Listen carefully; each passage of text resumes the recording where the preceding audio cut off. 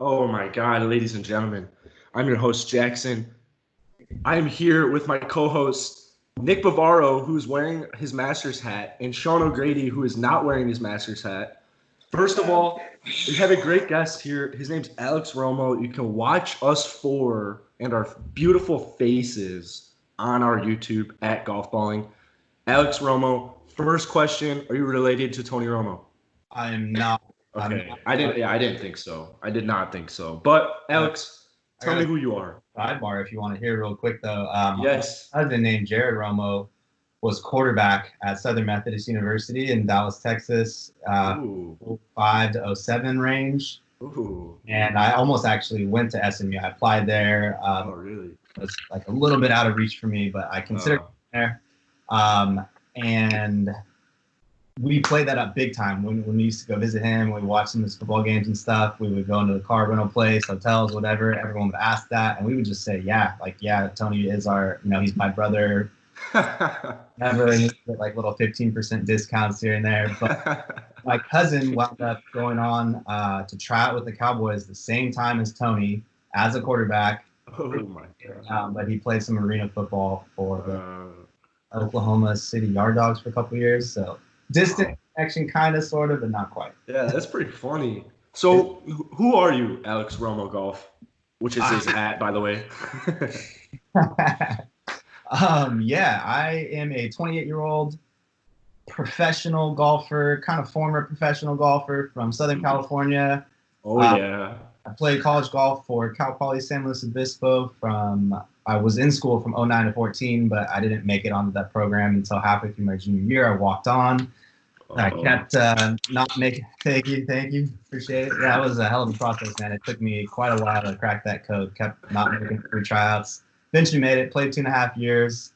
Got out of college. Wanted to turn pro right away. Had a couple of sponsors, couple tournaments lined up. This was 2014. Had an injury, kind of come out of nowhere. Collarbone. A joint on your collarbone. That was just like a degenerative joint. Couldn't really explain why. Maybe it was from lifting weights a little too intensely in college. Maybe it was from playing golf since I was 5. I don't know. Shut me down for 2 years. Damn. I went through all kinds of crazy stuff. Stem cells. Everyone was like, "You'll never play golf again." Wow. Beat that. Did turn pro. 2016. Hadn't played golf in 2 years. Won my 4th tournament ever. It was just this crazy momentum of positive attitude, so much gratitude for the fact that I was actually able to play golf that just, I think, overshadowed the fact that physically my game was trash. And so kind of rode that for a little bit. And then 16, 17, 18 was kind of up and down, left and right, more injuries, more struggles. Sometimes I worked a part-time job as a caterer and a caddy at Sherwood. Sometimes I hit the road more full-time. I played 2 stints on the Dakotas Tour in 2017 and 2019. It's like a Midwest pro tour. Shit, man. I'll let you guys pick more specific questions later, but it's that's awesome. It's definitely not done, but right now I am currently a bit more focused on growing an online business, a little bit more of a personal brand around golf and fitness things I've experienced, and helping other people kind of find their own, passion and how to share that with the world in a way that actually is not only fulfilling and rewarding for them, but also gives them a chance to turn it into more of a career. So I'm kind of doing 74 different things in different lanes. It's all symbiotic and related, and there is a master plan, whether I look like an idiot on TikTok or not. There's a wheel going in my brain, and the goal is to actually make it sustainable enough, have some passive income streams to where in 2021 I can get back, because I'm not done with golf. I don't feel like I'm even remotely tapped into my potential with that yet, and I would like to get back to it, but I'm an old man now and I got to make some money for myself, so first things first. Yeah, so you have a YouTube, right? I saw the YouTube. Is that just Alex Romo Golf for the listeners? Yeah, it's pretty minimal right now, but I'm going to be putting a lot of focus there this year. Awesome. Yeah, man. Everyone go subscribe to Alex Romo Golf. Thank you. Speaking of golf, how would you describe your golf game right now?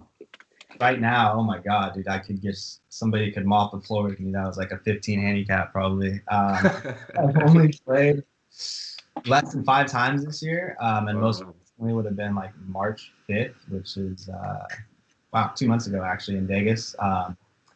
It's just required literally all of my focus to be building out this whole content monster that I'm working on right now. I literally at home 24/7 on my computer and phone talking to people via the internet. So just not a lot of time to practice right now. But yeah. So are you in Southern California right now? I am. I'm an hour north of LA, and I'm actually going to be moving into West Hollywood in like a week. Yeah. Damn. Yeah. That is very cool. Thank you. Yeah, it's kind of in support of media, lifestyle that I'm starting to live. It's going to be a little bit collaborate with other creators, just bang out more photo, video stuff, being where people are doing that. While we're on the topic of Tony Romo, Tony Romo, I think I know the answer to this question right now because you said you haven't played golf that much this year. But at your prime, who's winning, you or Tony Romo? Oh, yeah. We're cleaning them up. We're cleaning them up. It's funny you bring that up because this was one of my earlier thought processes behind starting to try to blow up online. I wanted to facilitate a three-way match between myself and then my cousin Jared Romo and Tony, because Jared and Tony, they know each other through the whole. Oh yeah. Obviously, I play golf, and I just thought that we could probably get that on the radar, and then even facilitate some type of charity situation out in Texas and make it be this televised thing. We commentate it and just roast us and have the three Romos duking it out with some hilarious commentary, maybe extra. I still want to do that. Tony on when he announces football games, it's first of all, most entertaining guy I can think of, and then number two, this isn't related to golf, but he predicts most plays every time. So that would probably be an extremely entertaining match of you three. I think it could be fun. Yeah, especially if we could tie in a little charity aspect to it. Yeah. A little show. They could. But you'll wipe the floor with him, no doubt about it. Oh man, if I get practice in, 100% money back guarantee. Yeah. Okay. I'm riding with it. Ride or die, Alex Romo. I love it. I've seen Tony Romo swing. It's average. He's a good pass. Nick and I watched him play back in the Western Am a few years ago. It's nothing impressive. Really? Yeah. I'm totally bringing some bravado and jokes, but I think he's one hell of a golfer and athlete in general. It would be fun to play with him. Absolutely. Yeah, it'd be awesome. So another question for you. So obviously you're big into fitness. Is this something you kind of started to do to improve your golf game, or was fitness kind of the first priority before golf? I'll tell you what. So it's been a passion since I was 13. I've got a little weight room in the house and started jacking around some bench press and stuff as a teenager. And then it turned into more of wanting to change the culture of golf. I hated that people thought golf was a hobby. It wasn't. Playing everything. I played basketball, baseball, soccer, water polo. I just thought of myself as just an all-around athlete. My family was kind of about that, and so it was almost weird when golf became the thing that I was going to pursue the most. And I think I carried that general athletic mentality into golf, and so I was way obsessed with weightlifting throughout high school and college, and I took it on myself to feel like I was going to be one of the people that changed the perception. Now we see it a lot. There's a lot of When I was, this was 07, 08, 09. Oh, okay. College, there was not many people to look at that were representing fitness and maybe other than Tiger, Camilo Villegas. That's about it. And so I even wrote papers on this in college. I was golf is a sport because X, Y, Z. And so in college, I lived with football dudes, basketball dudes. Took it very serious, and so it became about more than just I want to do some mobility and stability so that I have a little bit more hip turn in my golf. It's more I want to look like a non-golfer. I want to be wow, what baseball team do you play on? Yeah. Be surprised when I'm oh, actually I'm a finesse golfer. So I actually agree. I think that what got me, because so when I first made this page, it was called Everything Nike Golf. And it was like 2013, 14, and I was just, and this is when Rory's starting hitting the weights and he's hitting his stride.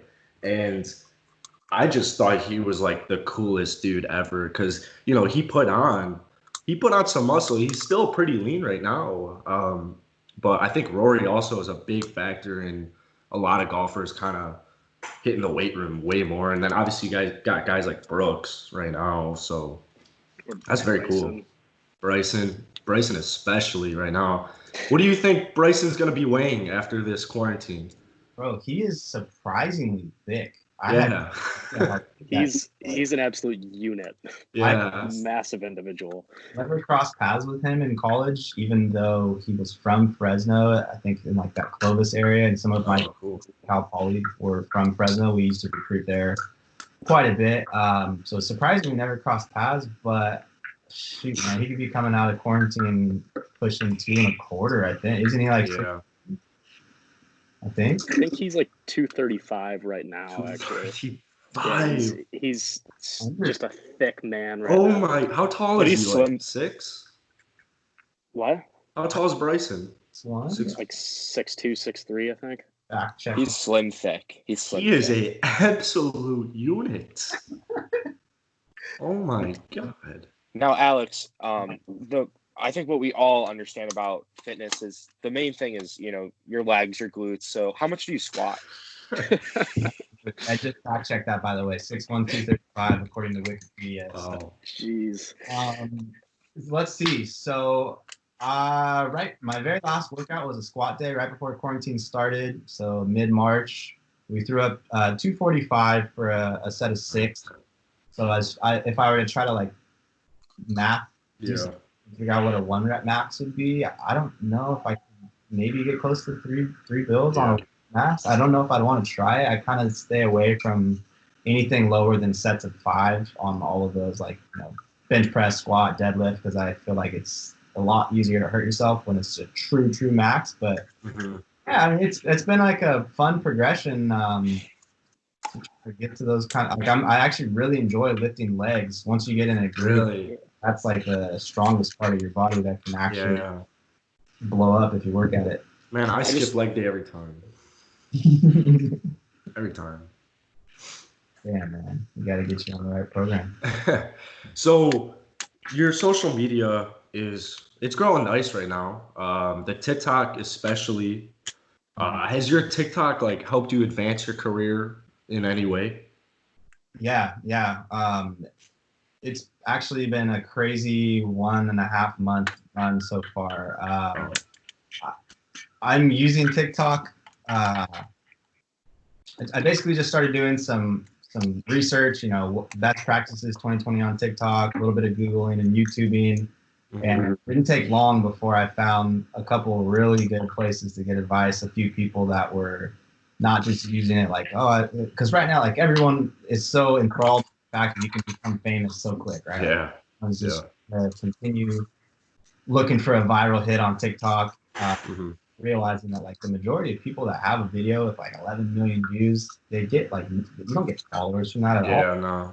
One hit flash in the pan. There's no business sense to it. There's no way to like capitalize on that attention for the most part. And that's fine. Not everyone wants to use social media from a business sense, but I certainly do.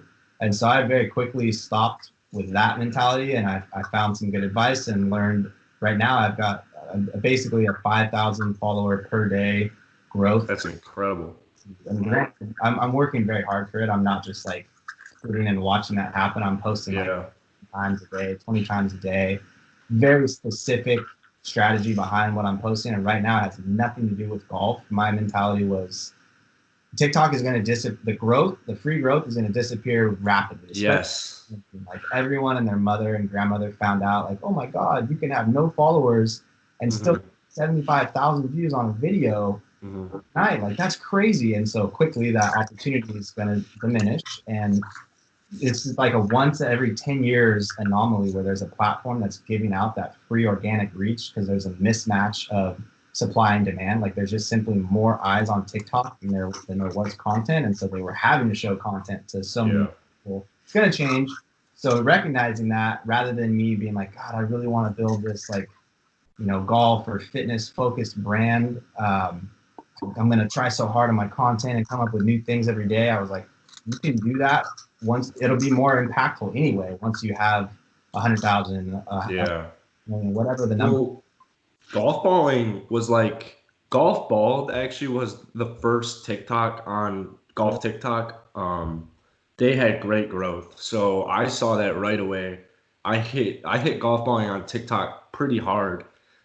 I mean, right now I think we got like 68K, 2.3 million likes, but I've been losing followers the last like 2 months. So you're 100% on. If you're growing right now, you got to just keep that because you're 100% right. It's becoming so saturated and like, yeah, you got it going right now. Keep that up, man. Yeah, I mean, okay, so basically your question was like, am I using that strategically? I think I'm just starting to get to the point where it is going to massively. First and foremost, you can move those. It's so much easier to grow on TikTok than other platforms. Oh yeah. You can move those people to YouTube and Instagram. That's the work for me. And I've just been wanting to build out a little bit more valuable content on YouTube and Instagram before I start asking people. And recognizing that, like, dude, just keep doing what you're doing on TikTok. It's going to grow. You can make it more fitness and golf specific in the future, but it's basically just free growth, free audience, free advertising for whatever it is that you're trying to do, and then you can house your more mature or value-driven content somewhere else. So I actually am working just in the short term right now as I realize, like, damn, you definitely cracked the code to this TikTok thing and you've got a method that works. You should, because starting to get a ton. I thought I was like golf guy, fitness guy. It's very quickly becoming like, no, dude, you're TikTok guy right now. Like, TikTok guy. Like waste this, like everyone, all the DMs and all the questions are like, how do I grow on TikTok? How are you doing this? What do I do? Because I think most people are just throwing darts at a wall, hoping that one video is going to go viral, and that's for them, which is, it could, but there's a way to do. You know Bubby Golf? Bubby Golf, I do. Yeah, he was one of the most like hyped golf people on TikTok. He went to the goddamn hype house. Bubby Golf lives like 10 minutes away from my house, back home, and what was he trying to chip a ping pong ball into a hydro flask or something?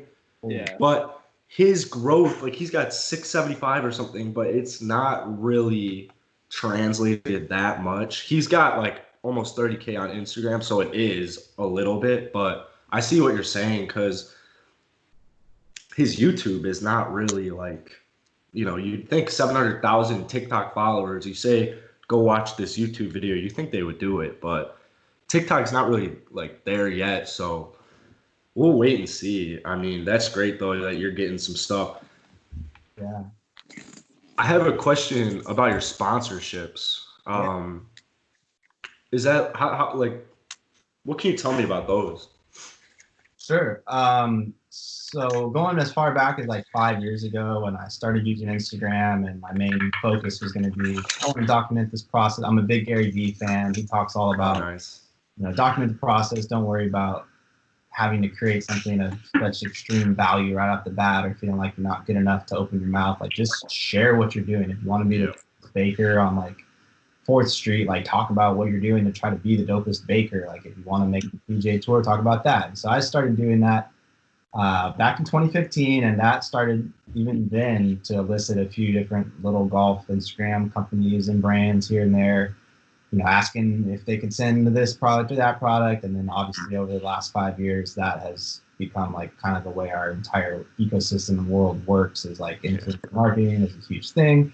So it's evolved throughout the last couple of years. I definitely only this year have actually started getting a little bit more concise with my messaging and trying to not just be like this personal lifestyle brand, but I do want to have it be a little bit more of a value proposition more than just like entertaining, sharing my life. I want to talk about more specific things, and that's made it much more helpful to attract a line brand. It's actually getting.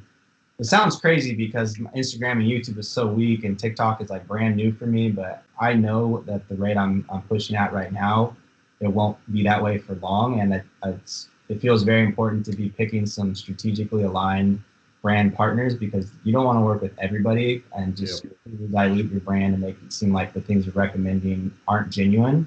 So I'm very, very careful and selective and trying to make sure that it's brands with missions and products and services that I really believe in. And because it's super rewarding, and it's so cool, this whole concept of affiliate marketing, which is essentially what influencer marketing is, until you start coming up with maybe your own products and services. But at the level I'm at right now, it's basically, I use a shit ton of products and services every single day related to golf, fitness, personal growth. There are so many hacks and cheats and unlocks here and there and things that I've experimented with and found that I love.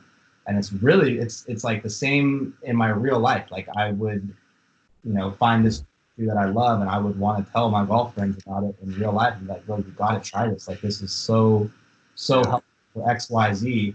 It's the same thing, just on like a larger scale, and it gives so much more reason and motivation to grow social media following and talk about these things if there is the potential incentive of it helping other people and it feeling very fulfilling. Obviously, a golf shoe is like a relatively low level example, but escalate into things that help you with health and wellness, or a course that helps you find your passion. There's so many levels to it. So it's really, really encouraging and incentivizing to think about putting in the work up front to position yourself as an authority on one of those things by talking about it, building a community around it, finding people with common interests, then doing the work to either reach out or facilitate the incoming reach from brands in those niches, and then doing the work to kind of come up with some mutually beneficial agreements and negotiations, and then getting to work and having a little bit more of a reason to continue talking to the world daily, because all of a sudden now, like, I'm able to recommend products and services that have personally helped me, and I can start helping people that are in the same community with me, and I can earn a little bit of money as a result of that effort. So it's really taking off. I think that it's quickly awesome. The backbone pieces of all my social media effort is the ability to promote some other awesome products and learn a lot about that process myself, because obviously at some point I would like to offer some of my own things and not just be an affiliate marketer, but also have my own services, products based on my own experience, and it's a good way to do that process. That's awesome. Kind of sticking with the social media thing here.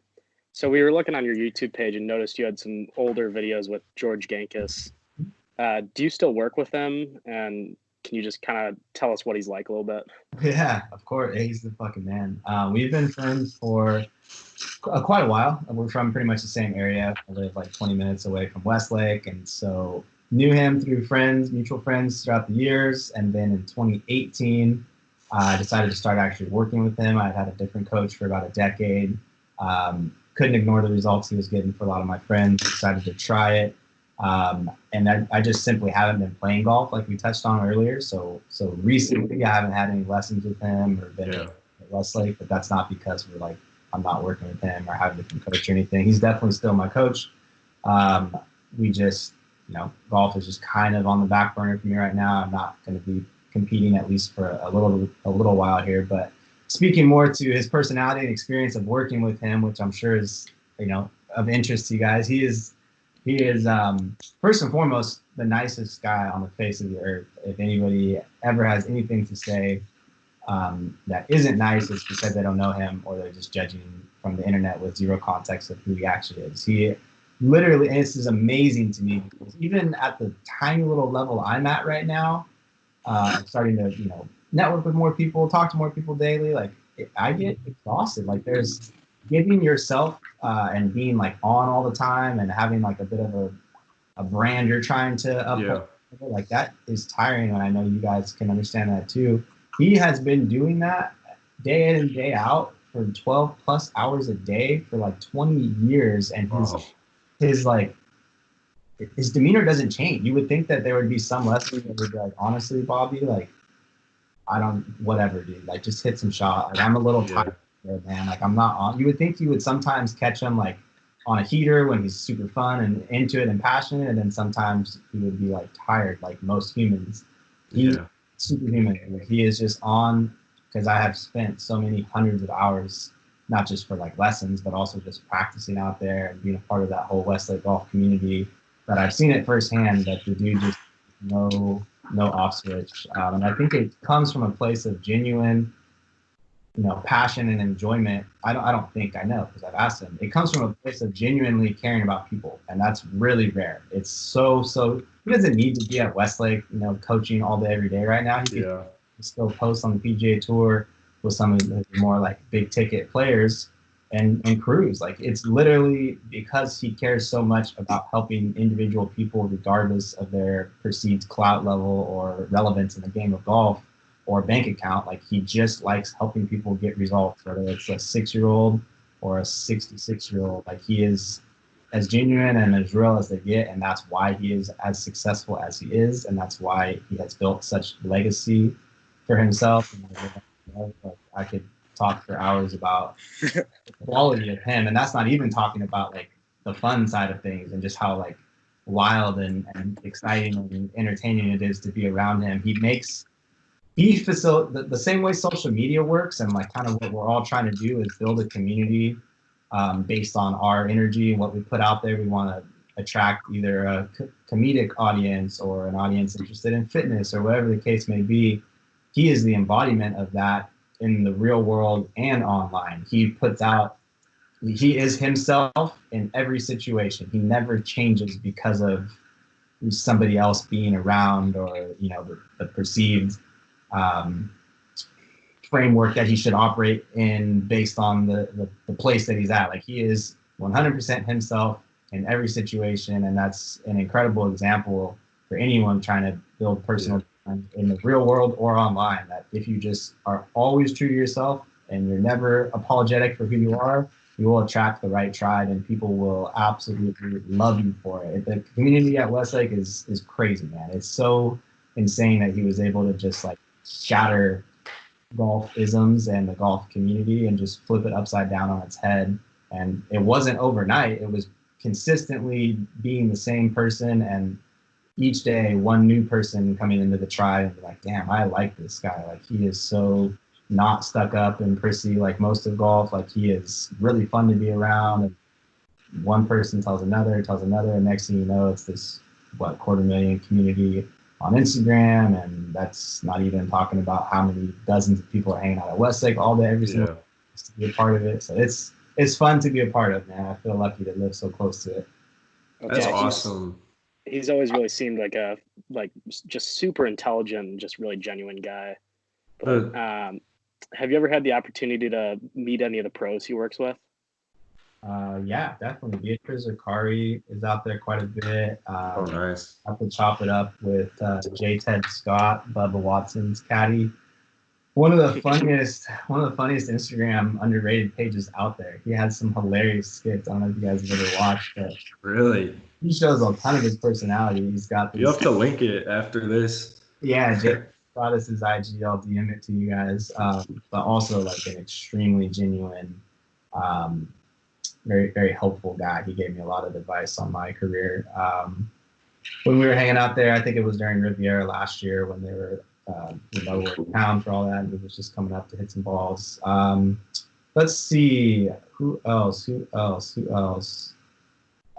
ton of like, top 10 D1 collegiate players, some of the guys from Alabama. It's been cool to become friends with some of them.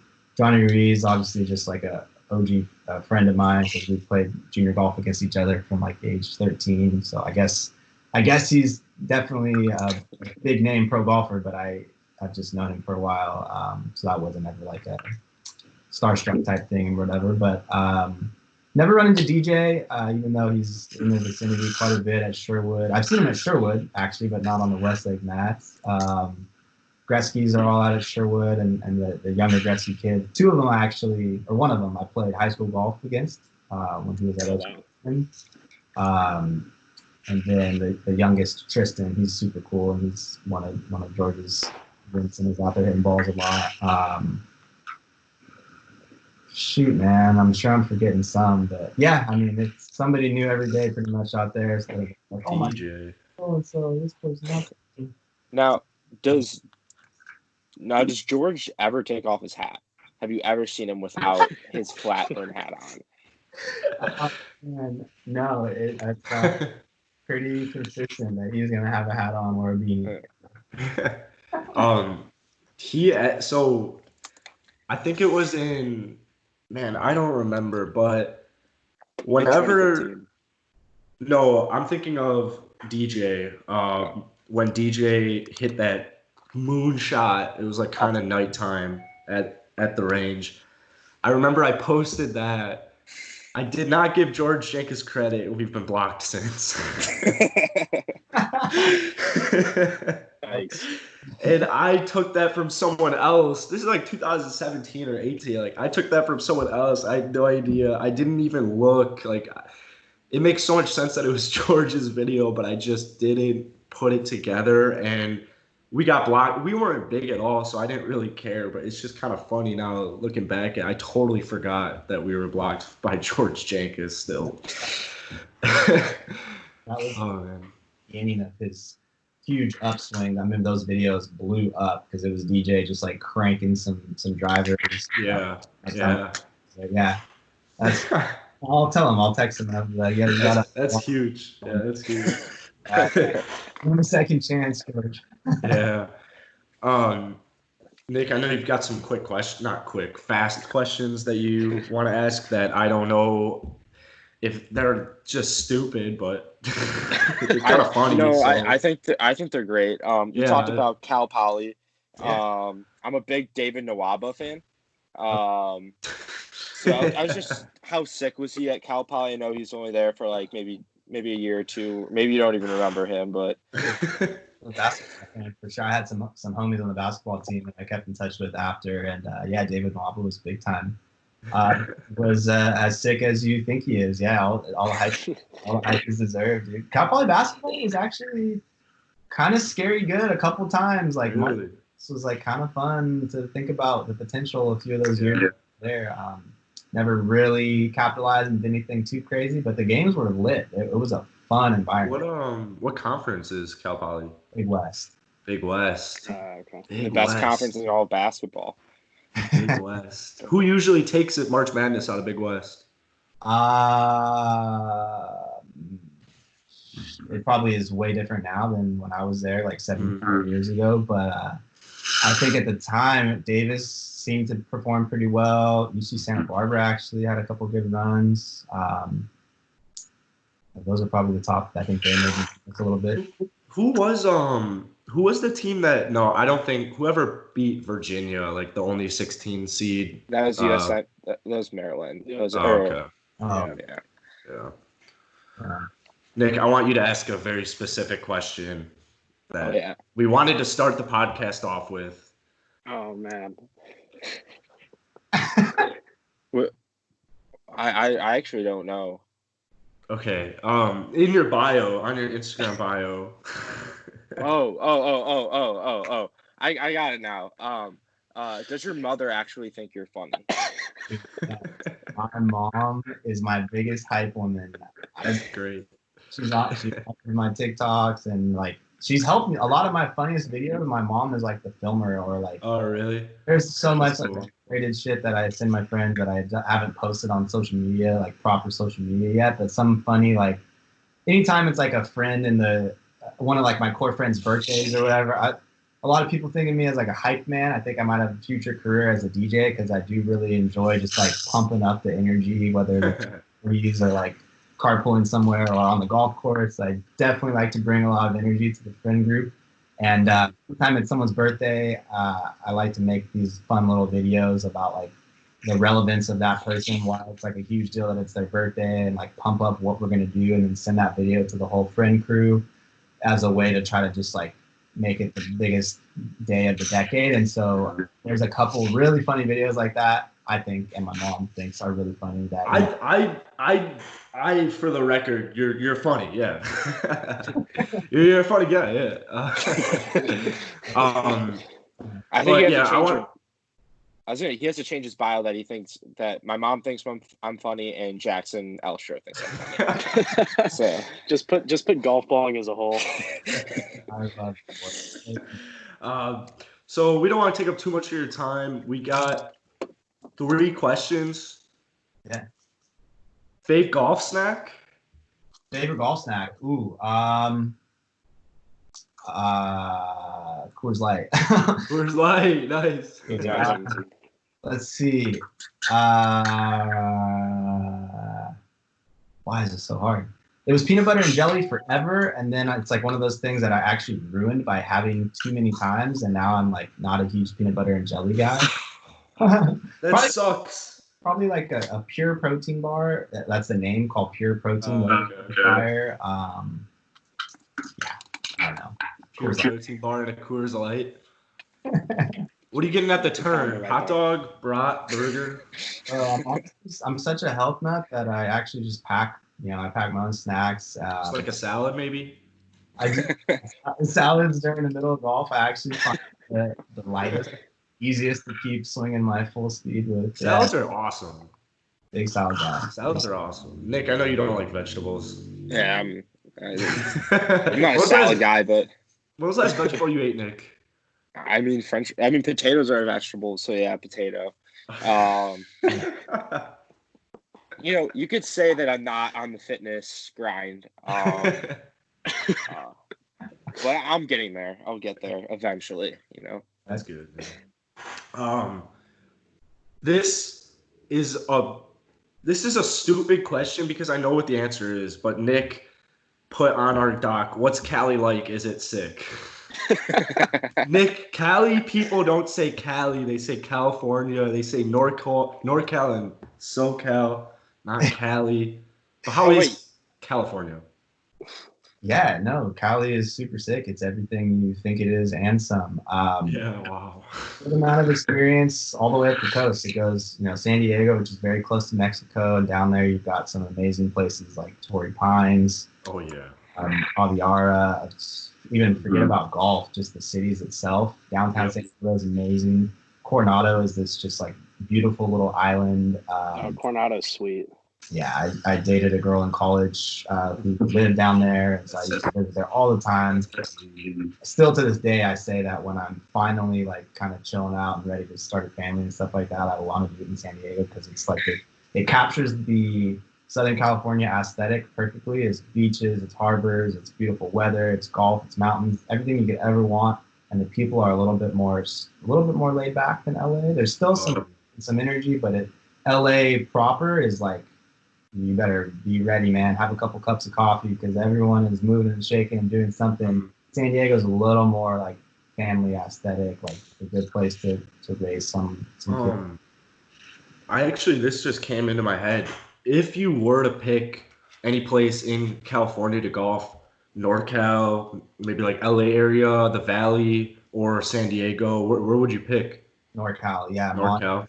Monterey is just the whole like Pebble Beach, Monterey Peninsula Country Club, Spanish Bay, Cypress Point, which was somebody asked me this yesterday. I said I was going to make like a YouTube Q&A and submit some questions. Someone was like, top 5 favorite golf courses.